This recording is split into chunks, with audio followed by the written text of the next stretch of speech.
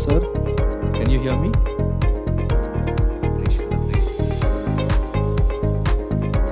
No, not yet. Co-host access, please.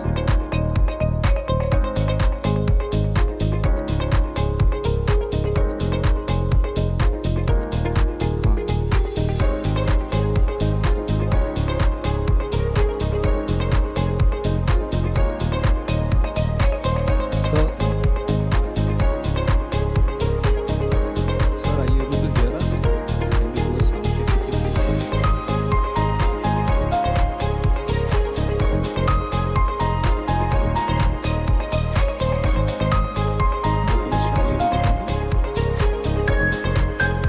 Could we do a sound check, please?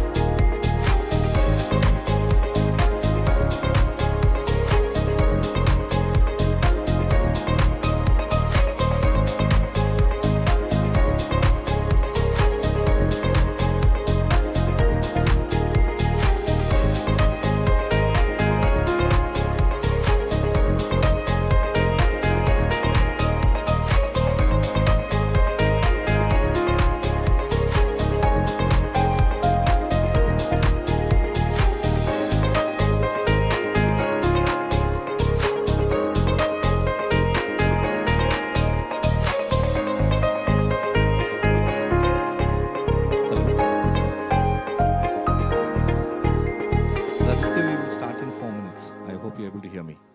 Thank you. Thank you, Dr. Jati. Yes, we're right. Thank you. Thank you.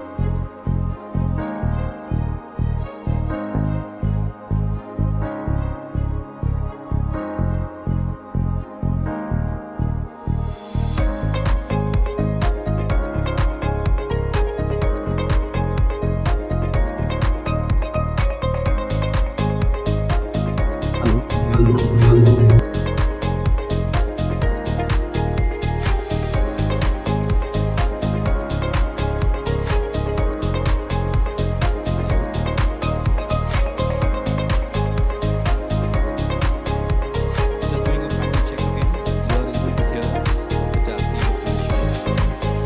Yes, loud and clear. Thank you. Thank you.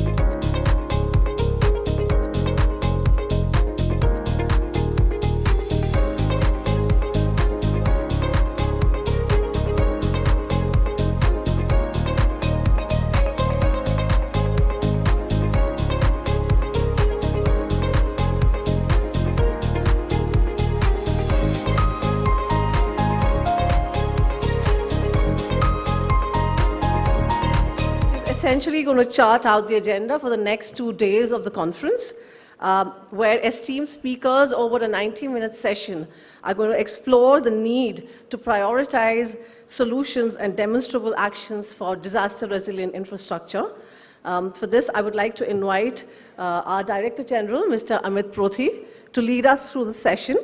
Mr. Prothi is an international expert with nearly 25 years of professional leadership in urban planning and resilient infrastructure, and he's experience across 15 countries in the world. So without much ado, I will invite Mr. Amit Prothi. Thank you, Aishwarya. Hello, everybody. Hello, and welcome to New Delhi. I have to say this is a humbling moment. We've just had the Prime Ministers of India and Bangladesh highlight why the agenda of resilient infrastructure is incredibly important. I'm looking around the room and I'm seeing some global leaders, thought leaders, practitioners, people working in government, trying to move the needle on resilient infrastructure. I'm also excited to see the participation we've received from across the world. We have people registered from Mongolia, we've got people registered from Zambia, we've got people registered from Chile, we've got people registered from Samoa. It's truly a moment where I'm experiencing the global reach of the coalition, and I think that's really humbling for me. The agenda we are talking about is not simple. I think we can't pretend all of us to be sitting here and saying we know the answers. But what excites me and inspires me today is we have incredibly well-renowned structural engineers in the room who've dealt with earthquakes for more than 3-4 decades of their lives. We've got youth leaders working on addressing issues in their community. We've got artists, we've got a variety of perspectives. And why is that important? Because this is not an agenda just for an engineer or a social scientist. It's also an agenda for the academician, the child. It's essentially everybody's agenda because infrastructure touches all of us. We've got a really powerful session now. I'm honored to be moderating this session. I'll share with you who's participating and invite, there's Dr. P.K. Mishra, the Prime Minister's Principal Secretary, who's been leading this agenda of disaster resilient infrastructure for a long time. He has hands-on experience of post-disaster reconstruction in Gujarat. I had the opportunity to hear him last week at the DRR working group at G20, and I could just see how his emotions are tied to this agenda. We'll be hearing from him in a minute. We have Ms. Mami Mizutori, the Special Representative of the Secretary General for Disaster Risk Reduction and Head of UNDRR. I think all of you don't need an introduction to UNDRR and probably don't need an introduction to her as well. She has been an amazing supporter for CDRI from, I won't even say day one, from day -1. So thank you for joining us. And I would like to invite Mami to the stage. So we have Mr. Mark Harbers, Minister of Infrastructure and Water Management from the Government of Netherlands. Netherlands has been a very strong supporter of the coalition, and I had the pleasure of meeting the minister at COP27 when we agreed that Netherlands will bring some of their leading water management practices to support CDRI's water program. So really looking forward to that collaboration. And we had a chance to also sit down yesterday where he was starting to articulate the need for thinking about water differently from a value perspective. I think he brings a lot to for discussion. Minister, please join us. And we have Dr. Raditya Jati from Indonesia. Dr. Jati is the Deputy Minister for Systems and Strategy at the National Disaster Management Authority in Indonesia. Again, he's a very, very well-respected, well-renowned person in the field of disaster management, and he'll be joining us virtually as well. With that, I'd like to invite Dr. Mishra to give us his opening remarks. Thank you. Excellencies, Honorable Minister Mr. Harbers, Special Representative of the United Nations Secretary General Ms. Mami Mijutori, Honorable Deputy Minister Dr. Jatti, representative from coalition members, and honorable delegates from across the globe. I hope I am audible, Mr. Proti.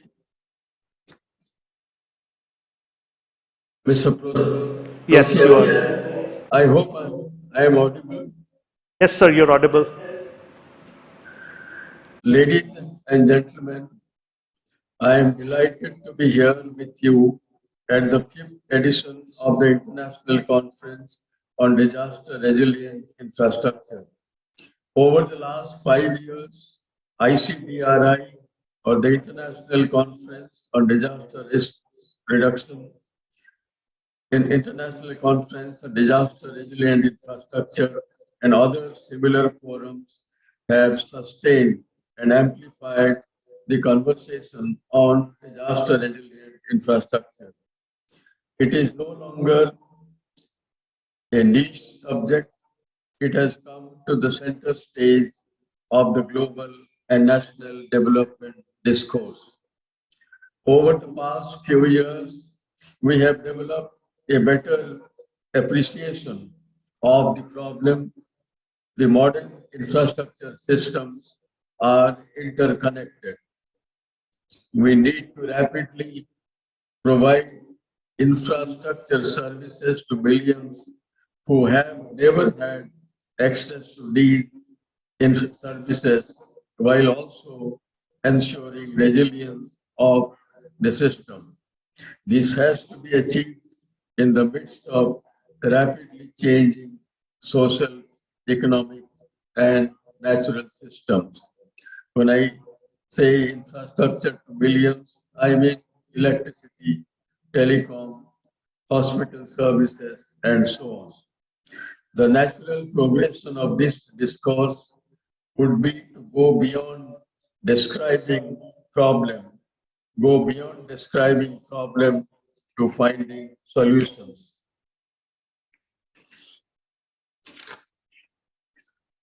I would like to congratulate CDRI for focusing this edition of their annual conference on search for solutions. I would like to reiterate that what we should to focus is search for solution, not merely stating the problem or preparing an analytical framework. Let me highlight 5 themes that, in my view, should underpin our search for solutions. First, we must recognize that modern institutions that imbibe systematic thinking are the most important prerequisite for success. We cannot use the institutional approaches of the 20th century to solve the problem of the 21st century. Let me illustrate this with an example.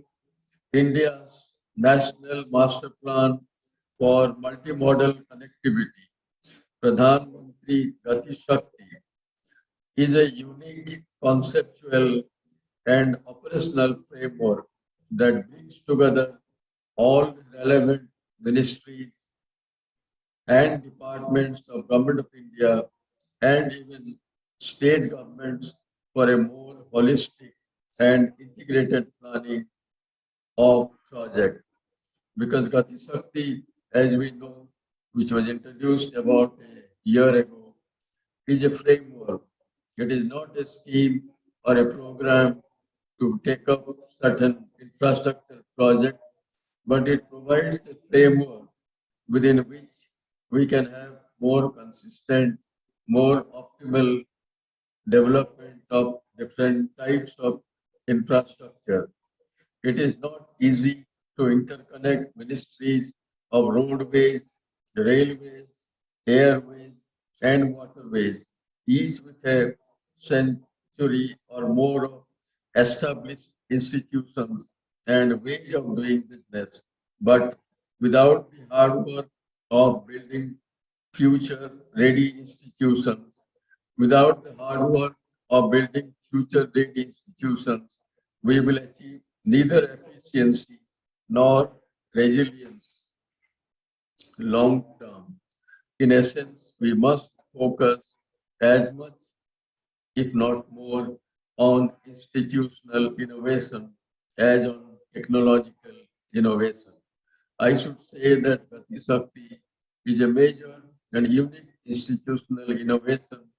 It is not merely a coordination mechanism for various departments, agencies.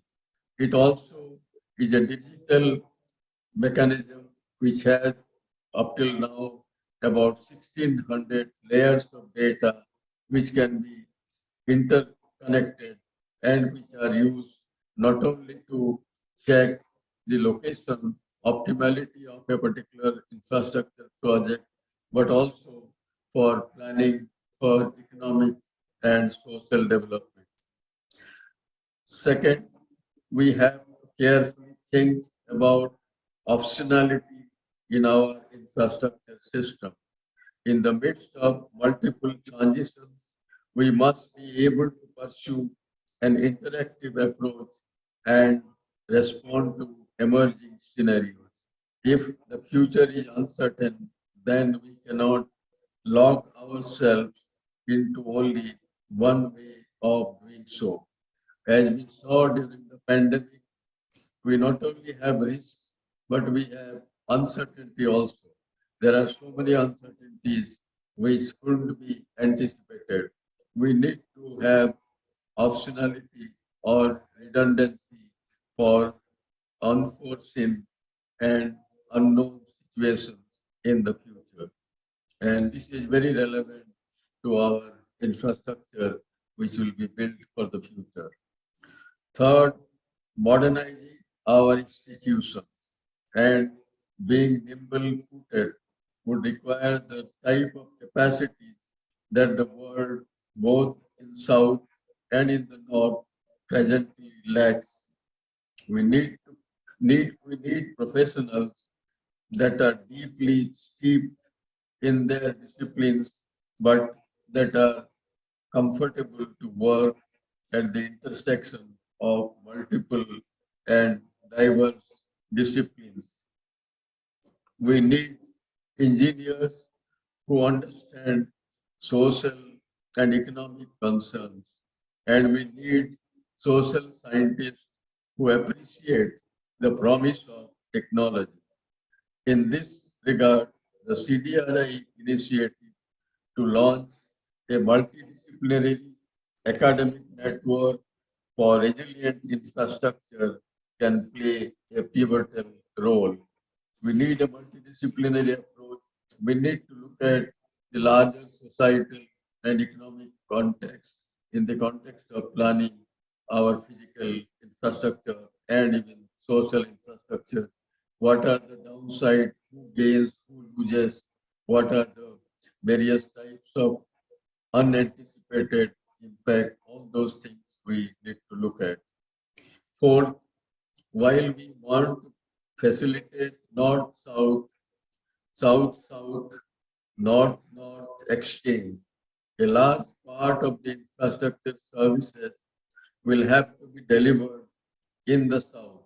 Therefore, in our search for solutions, we must focus on affordability, scalability, and sustainability for the emerging economies. As we have seen, many of our development efforts, our development models, approaches have not been sustainable. We need to make them not only sustainable, but also affordable and scalable. Small islands of very good infrastructure services will not help because we need to cater to millions and billions of people in the south. And finally, as is being increasingly recognized, it is important to measure outcomes in terms of reliable infrastructure services to people as opposed to only in terms of creation of hard assets.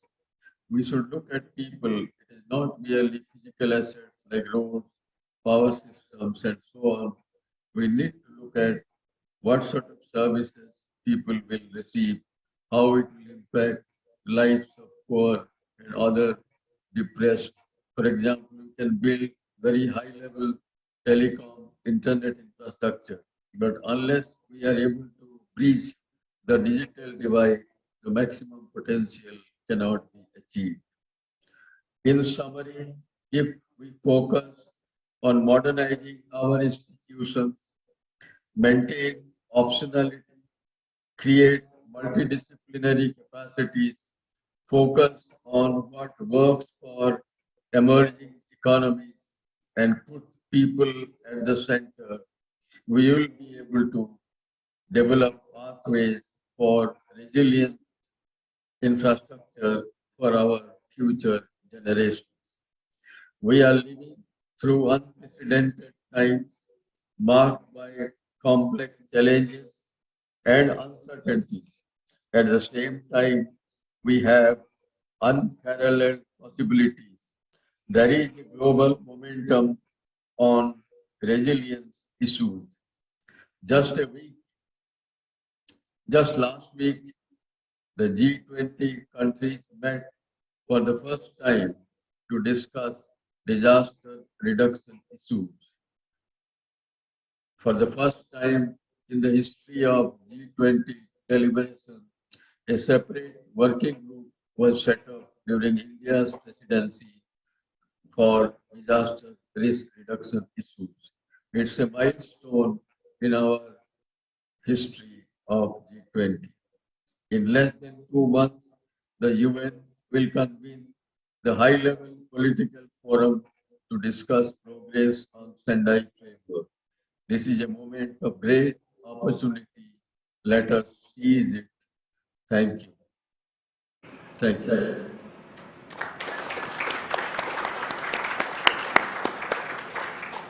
Thank you so much, sir, for those comments. I think it's, highlighting the need for modern institutions that are future ready, and giving the examples of Gati Shakti in India, which is where we've got multiple infrastructure ministries coming together, and there's coordination happening at the center to, look at the work that all of the different ministries are doing.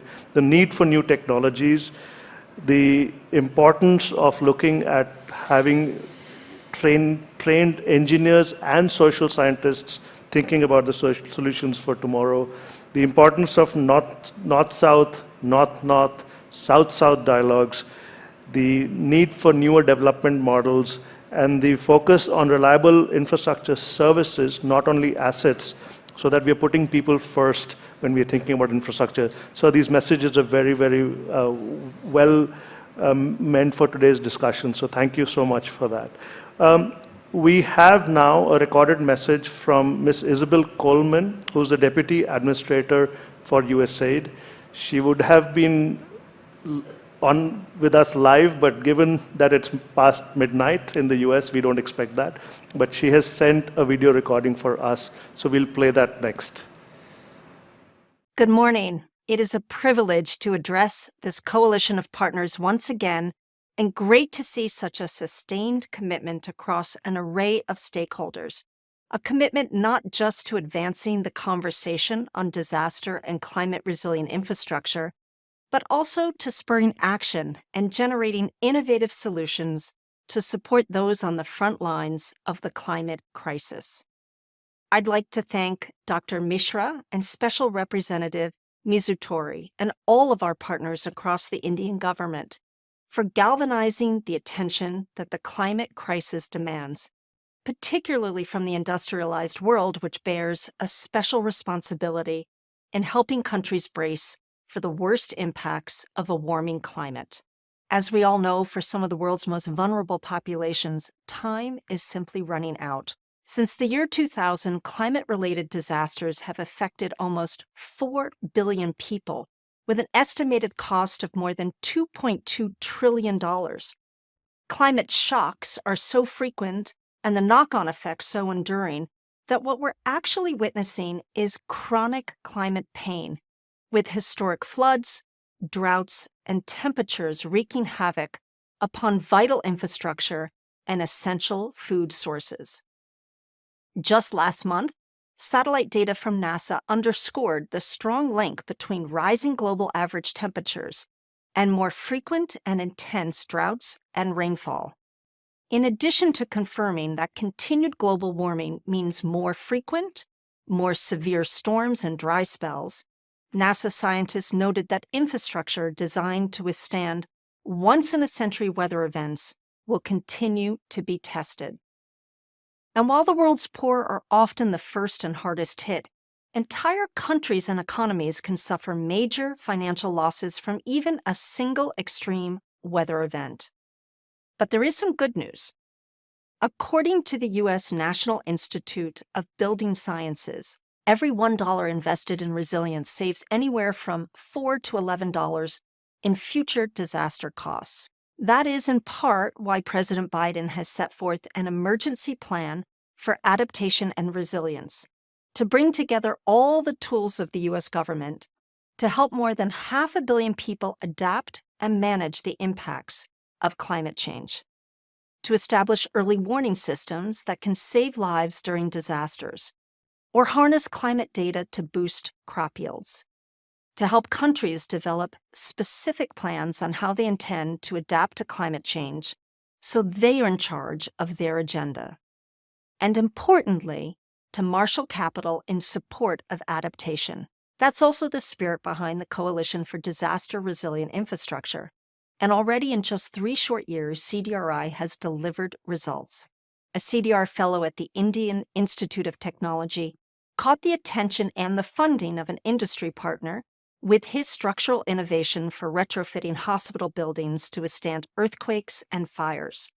Another CDR fellow designed a user-friendly web application that enables stakeholders to monitor the relative risk of river migration by analyzing thousands of satellite images. At USAID, we have long recognized the importance of investments in innovation, but the stakes today are higher than they have ever been. If every dollar of official development assistance went toward curbing emissions and climate adaptation, we'd still only reach 10% of current climate financing needs. So we're also employing strategies to draw in and elevate the role of the private sector to scale innovative solutions. For example, in response to USAID's call to action for private sector investment and adaptation, global corporations like Google, MasterCard, and Microsoft came forward with significant adaptation commitments. Commitments like expanding access to climate data, new financial and insurance products that can protect the poor, and innovations to make agriculture more productive and green. Our goal is to encourage a broad wave of private investment and adaptation, not just from global corporations, but from small and medium-sized companies based in countries where we work, from startups and young entrepreneurs, foundations, institutional investors, and asset managers. As a clear complement to all of this work, I am pleased to share that, subject to the availability of funds, USAID will be supporting, with up to $5 million, a partnership between Indian and U.S. universities to be housed in CDRI's proposed Infrastructure Resilience Academic Exchange. This higher ed partnership will train and empower a cadre of future leaders to advance better integration of resilience into infrastructure planning, design, renovation, and construction, like those who are driving real progress through the CDRI Fellowship. I'd urge other country partners to support the exchange so that together we can leverage the talent of a new generation and hopefully inspire the innovations that will supercharge resilience, save lives, and allow us to drive greater progress on all our development objectives. Thank you so much for the opportunity to speak with you today and for all of your work to grow this coalition.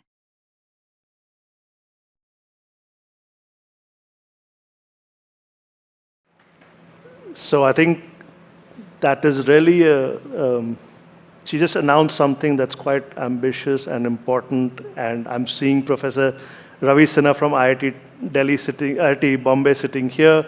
I see a lot of professors, academics who've been researching in the field of disaster management and DRI for a very long time.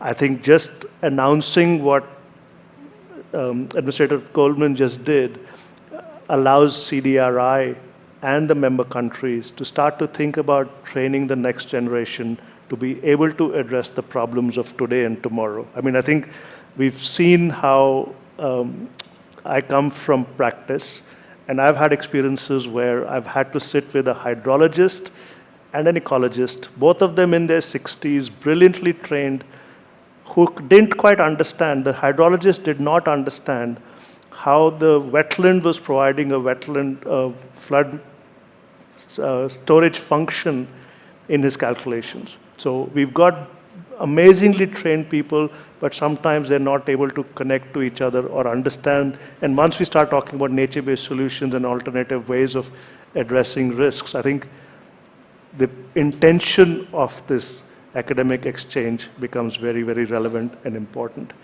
Dr. Mishra, I'll ask you to say a few words since you've just heard Administrator Coleman, and then I'm going to invite the co-chairs to the stage for a photograph because this is a moment for CDRI.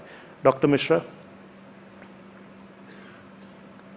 I thank Dr. Coleman for our very, very critical and relevant suggestions and ideas. And as you know, the announcement of our International Infrastructure Resilience Academic Exchange Program will be one of the steps in that direction. Should we go now to the Infrastructure Exchange Program, or Mr. Proti?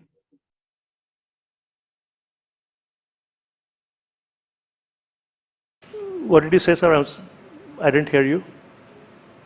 No. Should we now go over the announcement of the Infrastructure Resilience Academic Exchange Program, or just a comment?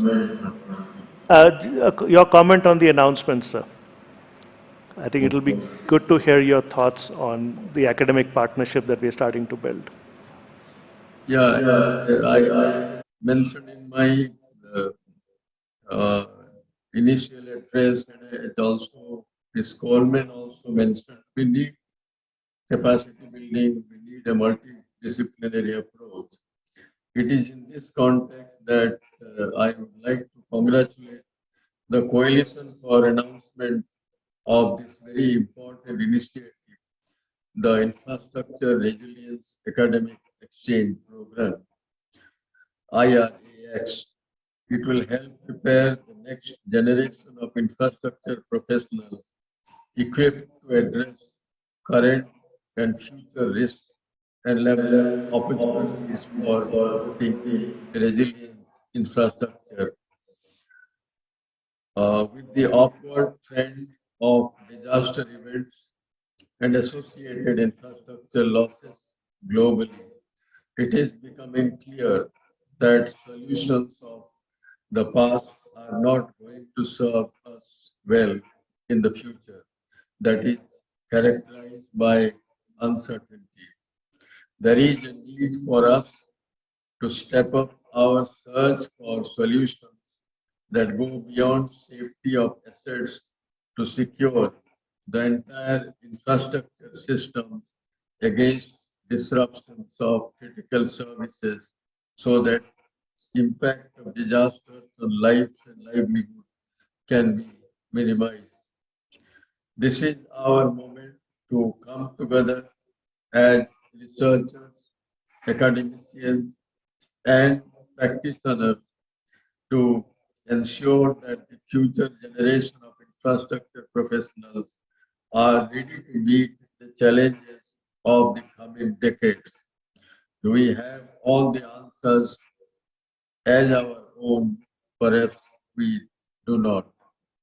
I call upon academic institutions across the CDRI member countries to come together to share their existing knowledge and jointly take up this critical task of getting the next generation of infrastructure professionals future ready. India has world-renowned universities and research centers such as the Indian Institute of Technologies. Our academicians have deep knowledge of risk assessment, safe construction practices, community-based approaches to risk reduction, and other specialized yet multidisciplinary approaches.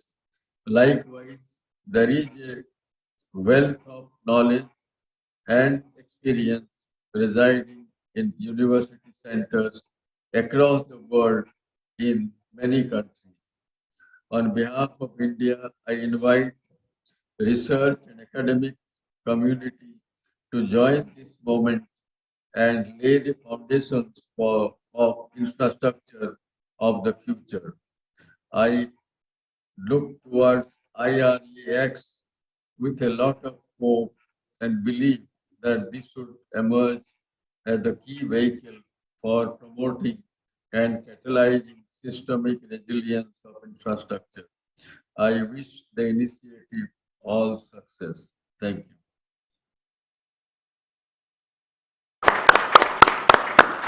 I'll take this moment to invite the co-chairs to come on stage and we'll take a photograph since this is a momentum announcement for CDRI. Please come, Alvina. And Mona, since you've been, please come. You've been spearheading this as well, so come. Come. Come. Nice to meet you.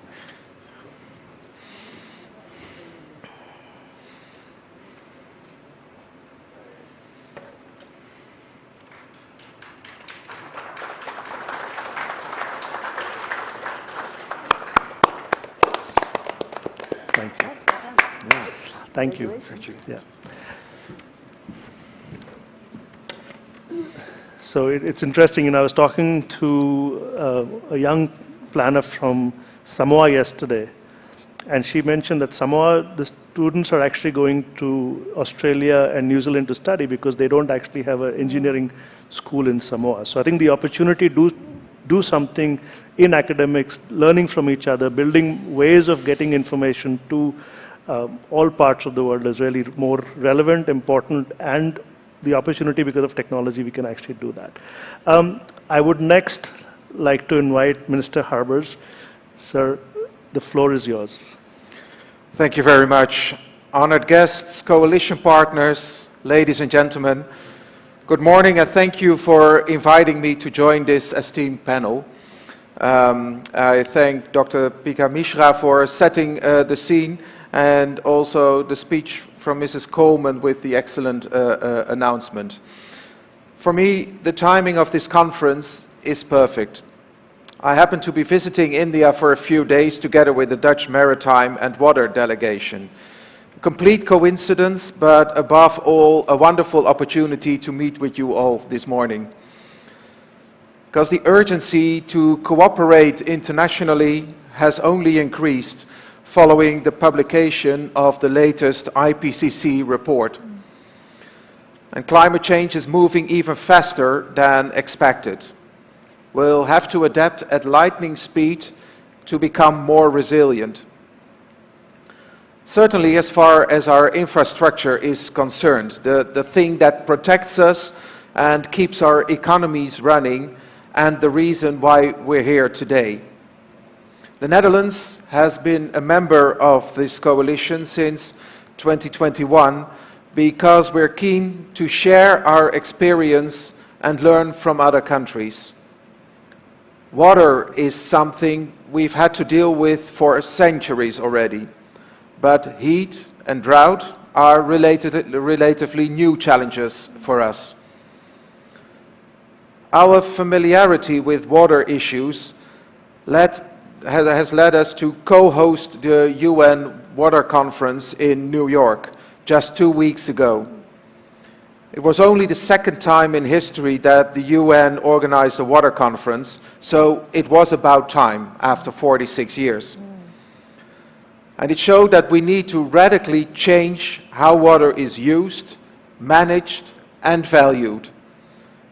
That's why the global community agreed upon a robust water action agenda.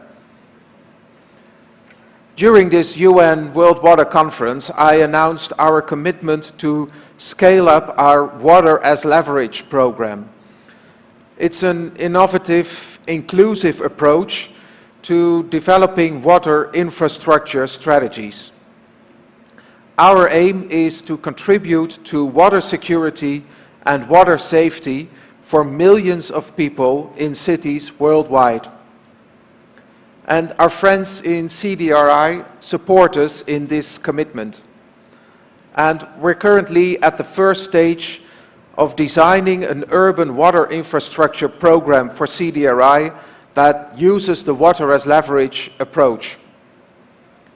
The CDRI members and partners are being consulted on its development. And we aim to present the program next year. We'll make sure it's on the agenda for the International Conference on Disaster Resilient Infrastructure 2024. In the Netherlands too, we're working hard to make our infrastructure future-proof. I'm proud to say that at the moment it is world-class, but we can't take this for granted any longer. Much of our infrastructure dates from the middle of the 20th century.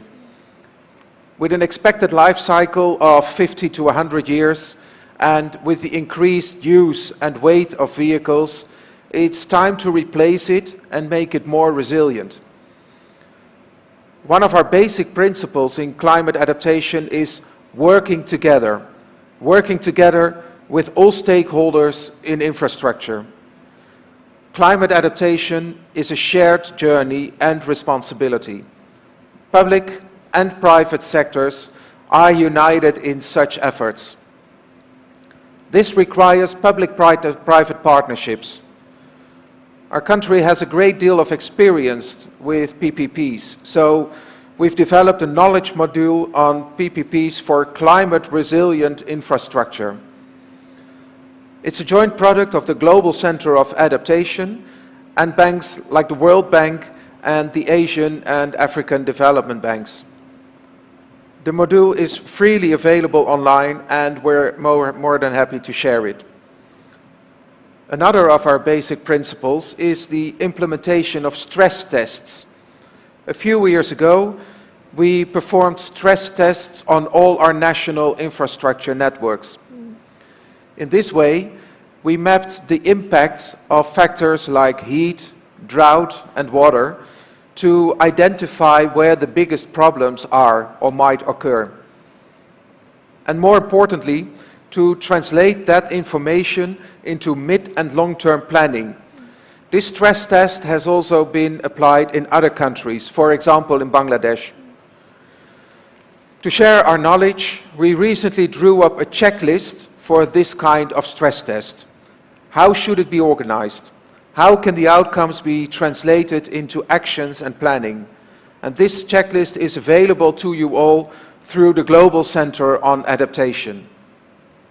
Dear friends, an immense task lies before us, shaping the next generation of infrastructure.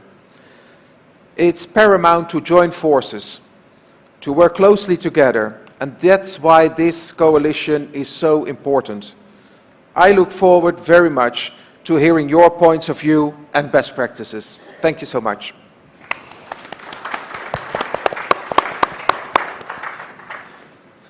Thank you, Minister, for highlighting, I remember going to Delft, and the Netherlands has been thinking about water for 800 years. So there's a water board, and you go into this building and you see literally signs and conversations around water that started 800 years ago because of the low, the geographic location of the Netherlands. And so I'm privileged to be sitting here, hearing you share tools, share examples, share your experiences with all of us, because I think that is really where the coalition becomes important. I think the importance of all of the different member countries that are doing something innovative in their own countries, being able to brought forth through the coalition for, as Dr. Mishra mentioned, the North-North, North-South, South-South collaborations. I think that is really the opportunity. And I'm really excited that we announced at the New York summit the partnership on water as leverage, where we will be, the coalition will be taking forward its capacity building agenda, building on what water as leverage has already started. So we're really excited about that as well. So thank you, Minister. Thank you. I'm going to next invite Ms. Mami Mizatori. I don't think I want to introduce you. I think you, in this room, you're a rock star. Please, the word. Thank you very much, Amit. Minister, Excellencies, distinguished participants, I'm very delighted to be here today with you. I would like to thank Dr. P.K. Mishra for his remarks, and many congratulations for the launch of the Infrastructure Resilience Academic Exchange, which, as you mentioned, Amit, will facilitate and connect academia practitioners, but also practitioners in different areas, which is very important.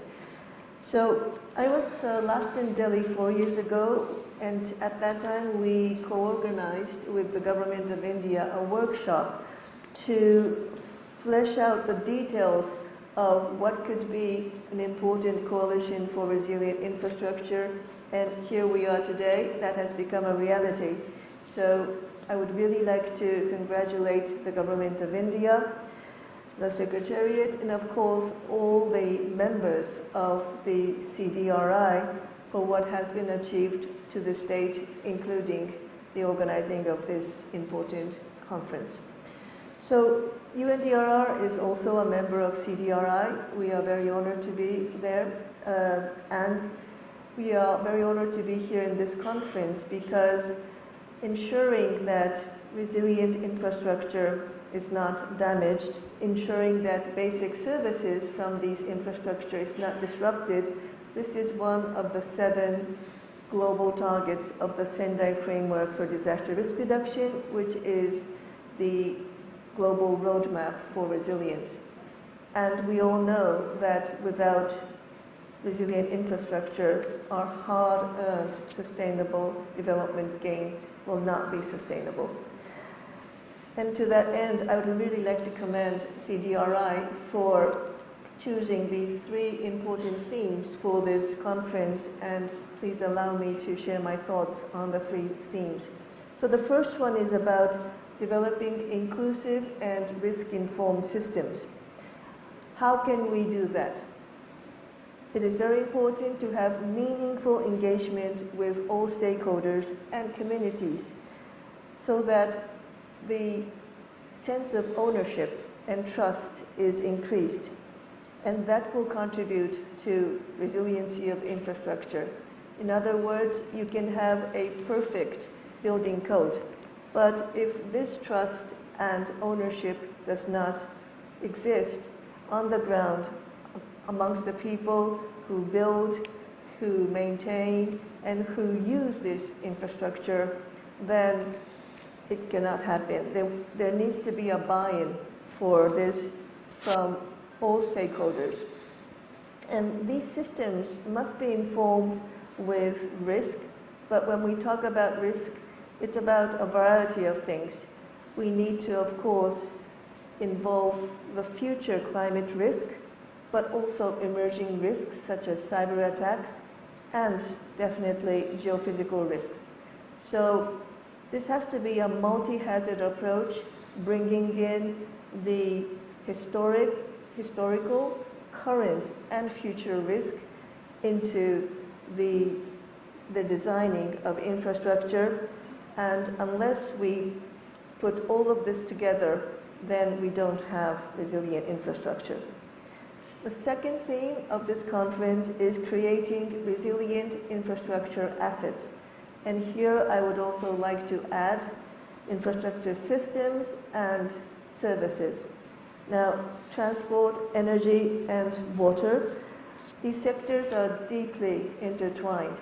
However, many times we find them being operating or maintained in silos, even in many developed countries. So this becomes a detriment to the overall resilience of the infrastructure system. Minister, you emphasized the importance of stress testing, and it should become a constant feature in all countries, stress testing of the infrastructure system. And to this end, UNDRR has also contributed that we have developed a mechanism for stress testing, and I hope that with all the emphasis on stress testing, including the what the government of Netherlands is doing, that we can make sure that these stress testing methodologies are reached and implemented to all countries for their systems. The third pillar of this conference is about realizing finance and investment for infrastructure resilience. Now, I must say that the lack of financing for disaster risk reduction and prevention is the big gap that we have. We saw in the opening video that by 2040, $92 trillion will be invested in new infrastructure. 80% of that will come from private sector funding, and 2/3 of these infrastructures will be built in the global south. So if we are not embedding resilience into this new infrastructure, we are doing just the opposite that the Sendai Framework is telling us to do. Sendai Framework says that we need to stop creating new risks and reduce existing risks. But if we do not embed resilience in this infrastructure, we are simply creating new risks. And this is a proven thing, that the cost benefit of investing in resilience when it comes to infrastructure works. However, the reality is that still short-termism is winning over long-term resilience. So governments and stakeholders must create standards and regulatory environments that incentivize the mobilization of both public and private investment in resilience, in resilient infrastructure. We have recently seen evidence of this moving forward because the principles of resilient infrastructure, which UNDRR helped to develop with, in consultation with more than 100 countries, is now being used by some governments to screen their infrastructure investment. I think this is the right step forward. But much more needs to be done, and this is why the CDRI launch of the Infrastructure Resilience Accelerator Fund during COP27 is very important.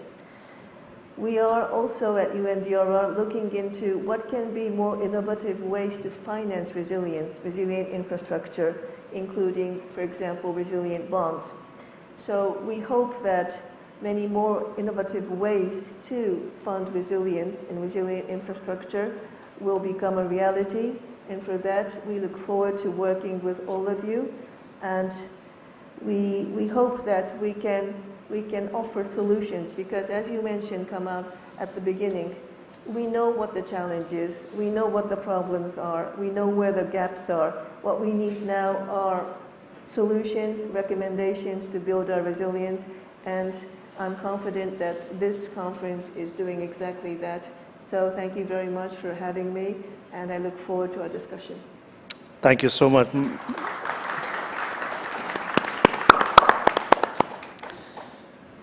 I think the theme, the focus on finance, I think as you start to understand, look at climate finance, a lot of people are saying there's already a gap in climate finance. And when you start to unpackage that, it's not just gap in climate finance, but most of the climate finance is actually going towards mitigation.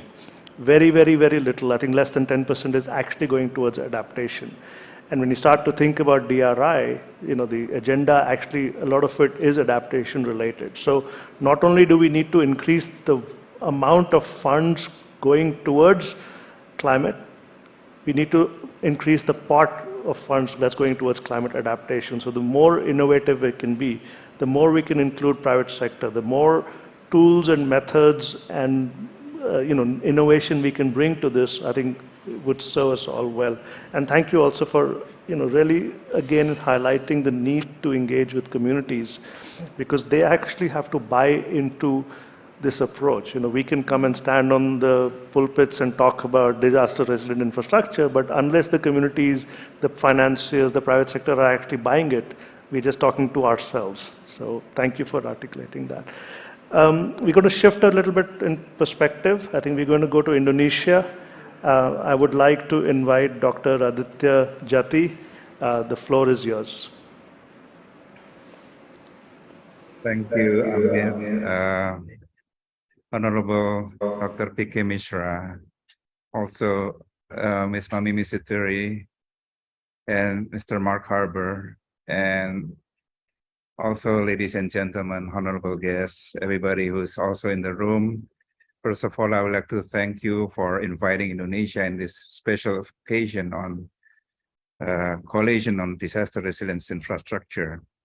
It is a very important issue that now we're talking also as a hot topic in Indonesia, mentioning about resilience infrastructure. As you might know, also Indonesia, an Asia-Pacific state, we have more risk rather than any other mainland countries in the world, and we have natural hazards that are also devastating in the countries that related to impact of the disaster itself. Climate change as a driving factor also is impacted to the disaster. When we say that climate change as an upstream and the midstream areas, the disaster risk reduction, and also the goal of the downstream is the sustainable development goals. So now we're dealing with the upstream to downstream, how we can really create the sustainable resilience that we have also mentioned by the President of Republic Indonesia during the Global Platform for Disaster Risk Reduction. At that time, the President of Indonesia also mentioned the four concepts of sustainable resilience. The first is strengthening the cultural institution for disaster preparedness, anticipate, responsive, and adaptive to disaster. This is all the disaster preparedness education as well the government and social institution also synergized and responsible to disaster must be shared priority.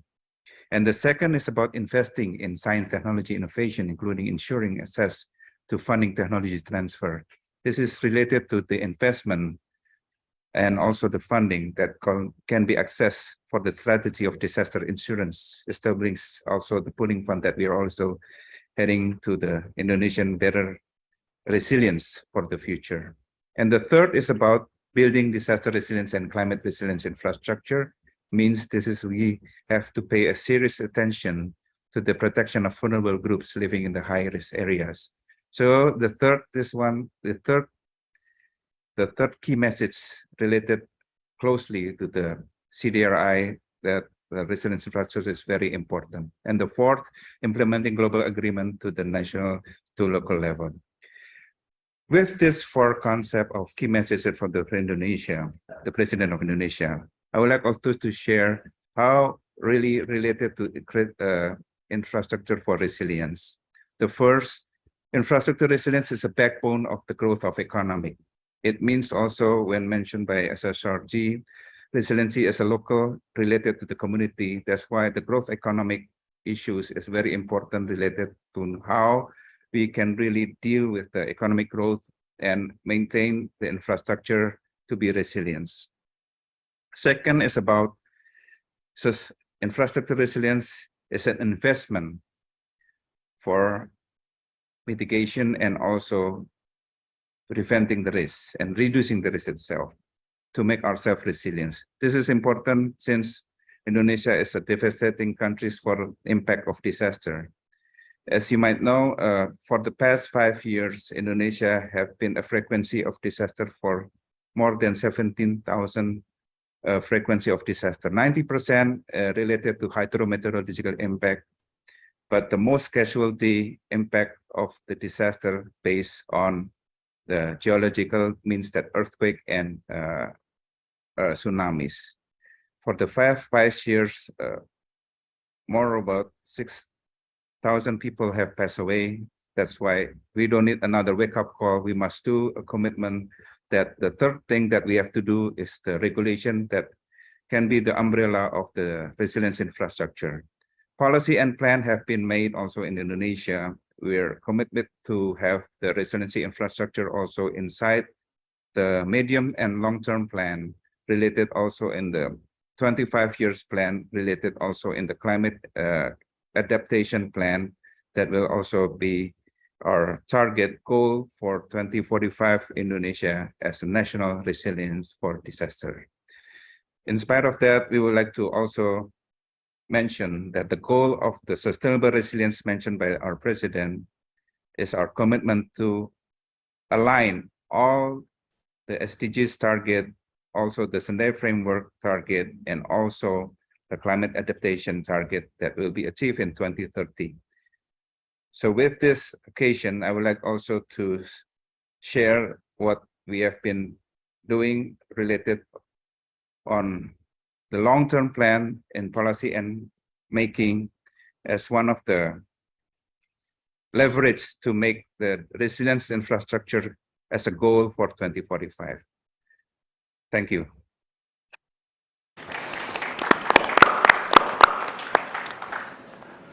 Thank you, Dr. Jati. I think it's the fact that you're highlighting that you're starting to put this in your long-term plans. I think that is really critical. As we're thinking about investing in the long term, as we're thinking about how we build infrastructure in the long term, as we start to think about how are we retrofitting infrastructure for the long term, I think now is the time to start putting elements of risk into our long-term planning. So thank you so much for highlighting that. Minister, I'm going to turn to you, back to you, with a question. So, you know, we've, of course, I'm going to lose the question, right? Sorry. Netherlands has been thinking about resilient infrastructure for a long time, and we know that. So in terms of what's new, so what are some of the new strategies for resilient infrastructure planning being considered by Netherlands to address climate and disaster risks? Yeah. Well, for us, first of all, sustainable infrastructure should be tailor-made.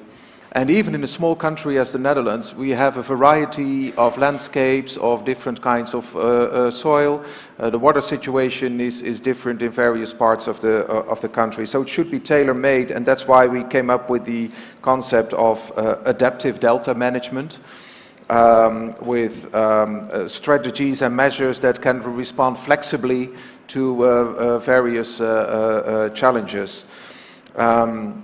And we're also more than happy to share all this knowledge. For instance, another thing that we did at the UN World Water Conference was to launch the International Panel on Deltas and Coastal Zones. And the main reason to do that is that we have a lot of bilateral relationships where we exchange and develop our knowledge, but that is knowledge that could be shared multilaterally as well. And we would like to do that in this International Panel on Deltas and Coastal Zones. The name itself already says what it is. It is meant for countries with deltas, with huge coastal zones, but also for small island states that have the same challenges. And the basis of what we've developed in all our bilateral relationships is also has always parts of this adaptive delta management, and that is, I think, the toolbox that we all need to respond to this kind of challenges in various parts of the world, various circumstances, and I think by exchanging that knowledge, we can deepen the knowledge as well. Thank you so much. I think, you know, the word adaptive and delta planning. So it's like adaptive means you're constantly rethinking what are you doing in your deltas. And interestingly enough, I've had the experience of looking at some of the work that the Netherlands has been doing bilaterally with both Bangladesh as well as in Vietnam. You know, there's both of these countries have actually borrowed from the Netherlands the delta planning, and how that delta planning actually at the largest level starts to translate down to individual cities, regions, you know, and starts to influence all of the decisions. So, and one of the concepts that we had to develop as well was building with nature. I think some decades ago, no one in the Netherlands would ever think of building with nature because the Netherlands is man-made, and we were always keen to have new land reclamation projects, for instance, new dikes, new dams, etc. But after severe floodings early in the 90s, we have adapted we have invented the program Building with Nature, also the Room for the River project, and that's knowledge that we share throughout the world, because even we in the Netherlands have come to the conclusion that not everything should be man-made and could be man-made, and by building with nature, there's a whole new source of climate resilient solutions that come to mind. Thank you so much for highlighting that. I think nature-based solutions, we hear a lot about it. We are, obviously, all of these forums, you're hearing about it. But I think finding the solutions and how those solutions are working and starting to build the evidence that this actually is a solution and not just, we're talking about it, we're starting to show the evidence. I think that's, so from CDRI's point of view, this focus on solutions in the next 2 days is also part of this understanding of there are certain narratives, global narratives out there. Can we start to build the evidence around those narratives? So thank you for mentioning that. Madam Mizuturi, so, you talked about Target D, you talked about Sendai framework. You're going to be coming up with the midterm review soon. What would success look like to you when you think about Target D, which is focused on resilient infrastructure in the Sendai framework? So success would look like, as I mentioned previously, that we can offer collectively as many solutions and recommendations to fill the gap that we have in resilience. And I would point out one very important area where there is still a very big gap, which is risk governance. Now, Sendai Framework has 4 priorities, and strengthening risk governance is one of the priorities, and therefore it is one of the imperatives for resilient infrastructure. So what does robust risk governance mean? I would mention 3 elements here. One is that there should be a horizontal connection. So within the government, all the sectors, and in this case of resilient infrastructure, are connected, and they are all taking risk-informed policies. In many governments still, risk-informed policy, budget, they are concentrated in one agency which is in charge of disaster risk management, but that will not do the trick. So you need a horizontal connection of risk governance within the government. And then after that, you need a vertical connection. So risk governance needs to be multi-layered. It starts from the global, or maybe we can start from the community, but there's global, regional, national, local, and community. And especially in the context of a country, if the national, local, community level governance of risk, and in this case, again, infrastructure is not connected, then you cannot have good risk governance. And the third is the point that I mentioned. It is about engaging all non-stakeholders, non-governmental stakeholders into the governments. So yes, it is the government's primary responsibility to have a robust governance system, but in that system, you need to reflect the voices of all non-stakeholders, of course the private sector, but also the civil society and all the groups that work at the community level. Now, in order to help government address this risk governance, we have, as I also mentioned, developed in consultation with more than 100 countries, what is called the Principle for Resilient Infrastructure. And of course, any principle needs to be simply understood. It needs to be universal. So there are 6 principles, and the key words to each principle are the following. First, it's continuously learning. Second, it's about proactively protected.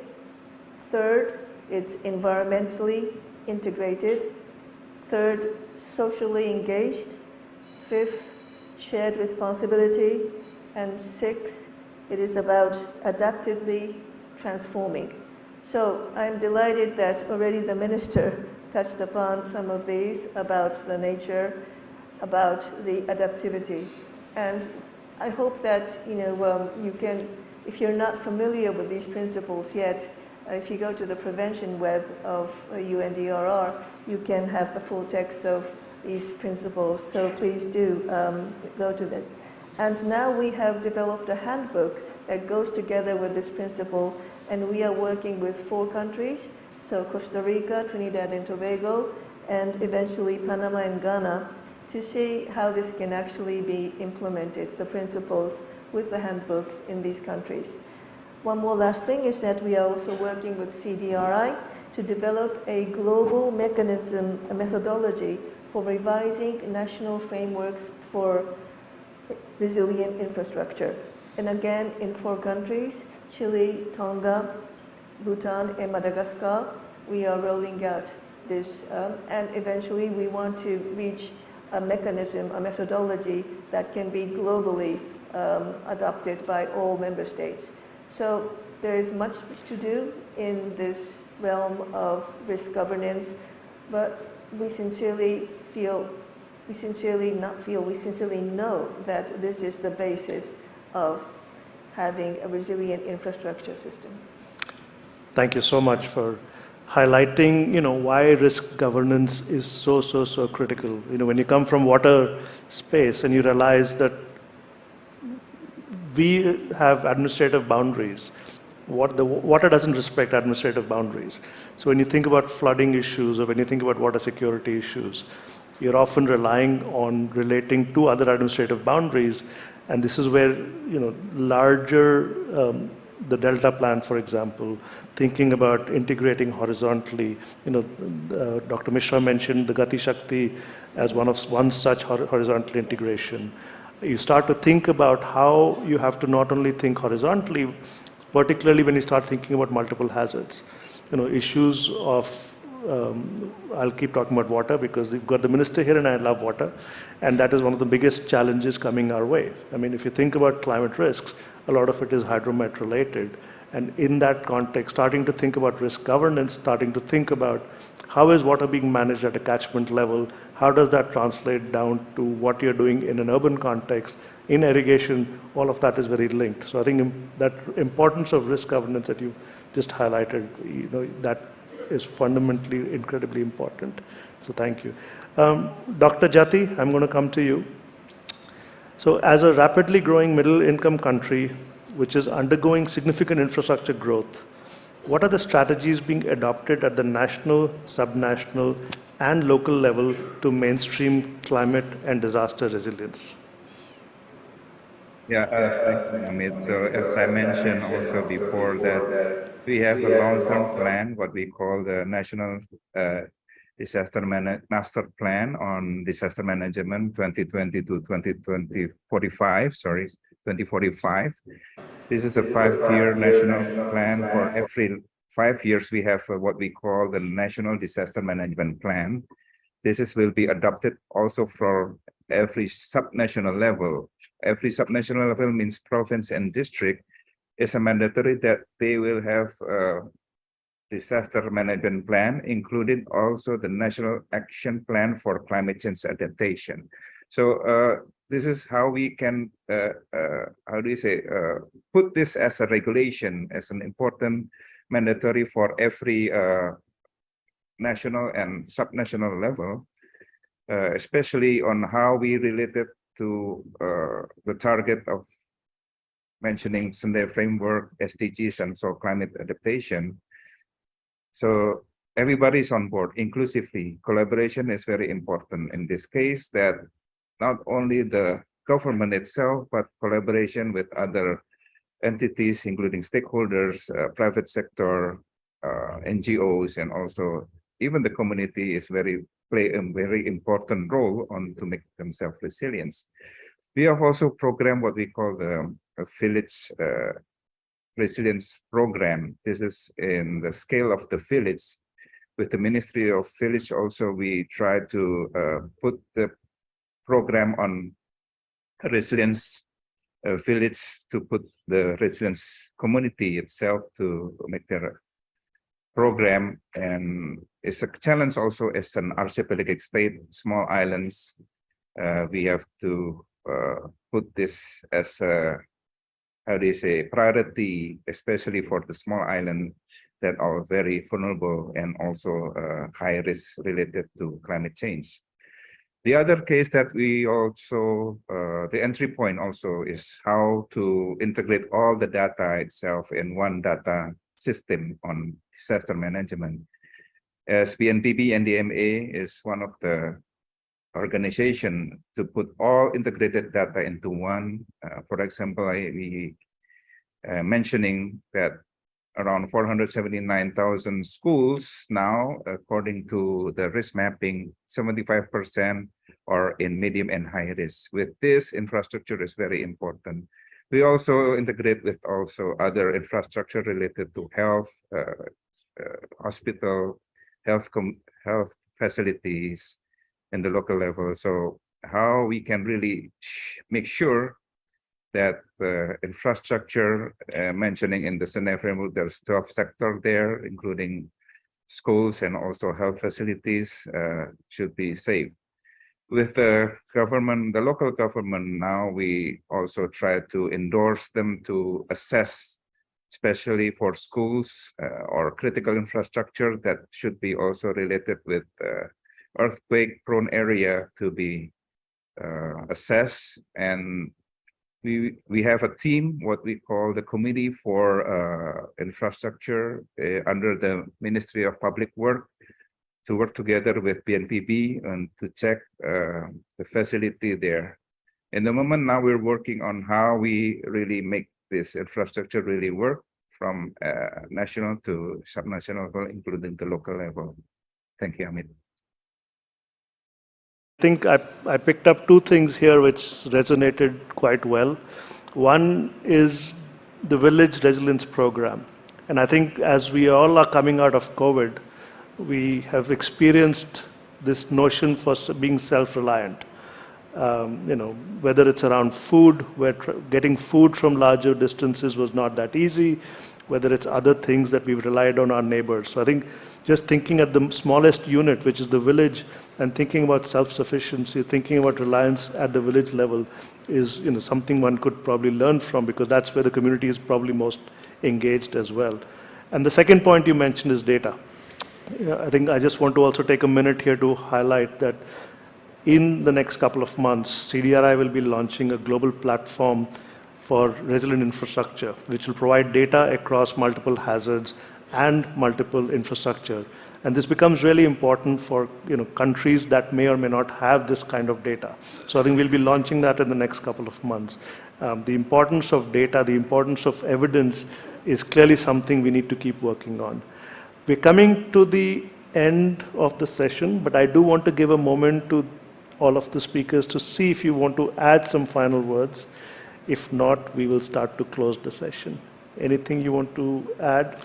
This was not prepared, so I understand. Well, there's a lot to reflect upon, but I think that we've had all the parts, all the ingredients for a disaster resilient infrastructure are present. So it's time to act for governments. And one of the issues that I did not touch upon was what you just mentioned, the availability of data, the development of early warning systems, but also having data in an integrated way, fully accessible for all stakeholders. And I know of various countries that already organized a kind of platform to exchange this data, but it is of paramount importance. There are so many data available in the world, and we still don't make enough use of it. Thank you. And I think that really is a point that CDRI, it's an ambition that we've articulated, that we will start to bring out not only the data, but also start doing capacity building around how do you use that data? How do you use that to make the right decision? So thank you for highlighting that. Any final words? It is, again, one of the themes of this conference is about inclusivity. And I think that is very important when we talk about involving all non-governmental stakeholders into the planning of resilient infrastructure. We should never forget what we call the most vulnerable groups, which many people say are not vulnerable per se, but society makes them vulnerable. And there's a long list, but women and girls, persons living with disability, indigenous people, etc., etc. So governments really have a very strong responsibility to have a national platform for all policies around disaster risk reduction and, of course, for resilient infrastructure, so that what is designed and built and maintained reflects the needs of these people.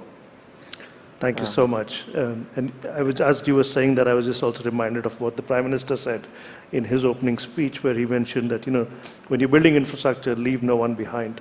So I think that really is this thing. And especially being a member of a government, for governments, I think it's most important to realize what Mrs. Coleman said. $1 invested in prevention saves us $4 to $11 in the disaster costs.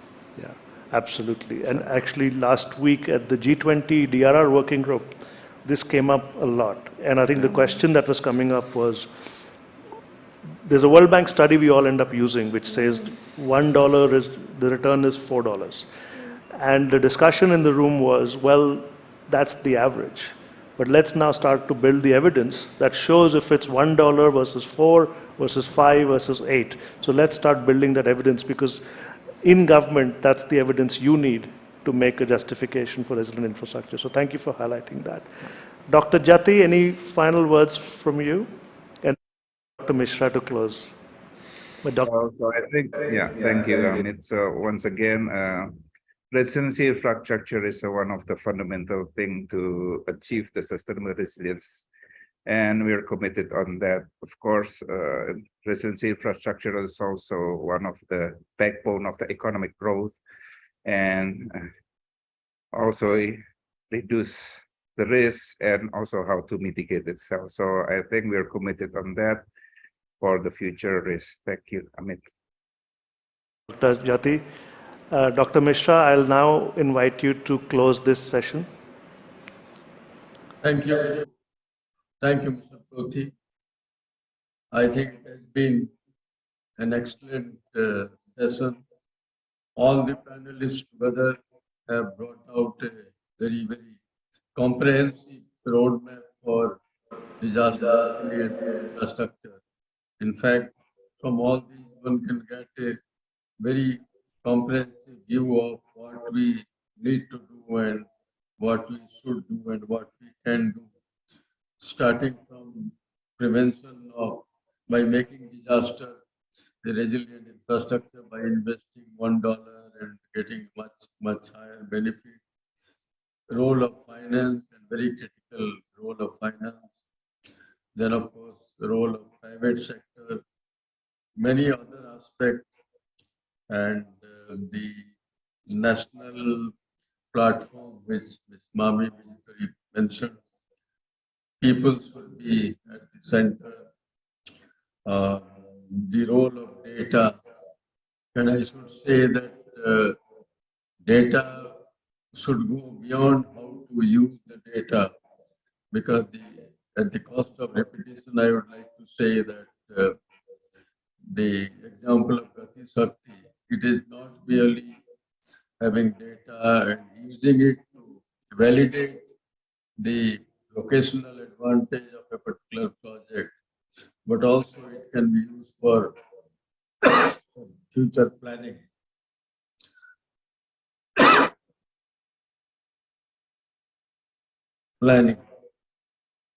Sorry, the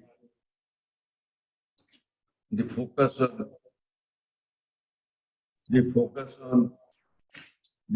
should be on scalable solutions for this edition of ICDRI, and it is an opportune time for that. And I hope that The discussion over the next 2 days will help define the pathways for enhanced uptake of innovative policy practices and financing mechanisms to enable infrastructure resilience. ICTRI 2023 is uniquely positioned as a platform focused on climate and disaster resilience of infrastructure. I encourage the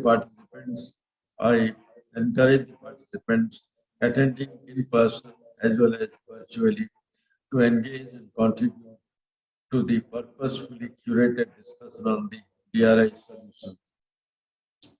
I am sure all the ideas put forward in this panel discussion also will be relevant to building a new framework and a roadmap. I wish the ICTRI 2023 a resounding success. Thank you. So,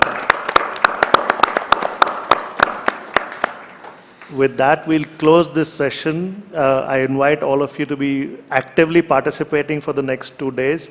I also have a small gift for both the people on stage. I can't share that with people who are not on stage, but maybe we'll find a way to get them to you. We've actually planted a tree in your name for joining this session. So, thank you. Minister, I think we can come. Yeah. Thank you. Thank you so Thank much. you. Thank you so much. Thank you. Thank you. Yeah.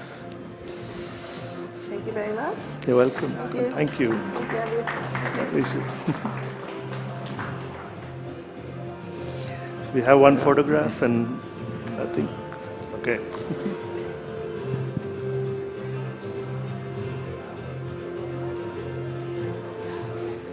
Thank you. Thank you very much. Thank you very much. Thank you very Minister. much. Thank you very much. I think now we have lunch. I Lunch is would served. like to thank the government of the Kingdom of Netherlands because of. Where is it? The next session in this studio starts in 45 minutes. There is also experiential food. Thank you, Dr. Mishra. Thank you very much. Thank you. Thank you. Thank you all. Stay safe and healthy, sir. Thank you.